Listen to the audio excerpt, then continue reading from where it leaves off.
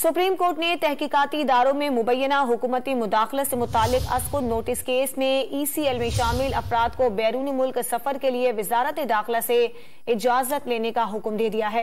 Attorney general ने अदालत को यकीन दहानी करवाई है कि बैरूनी मुल्क जाने से पहले मुतालिका शख्स वजारत दाखिला से इजाजत लेगा।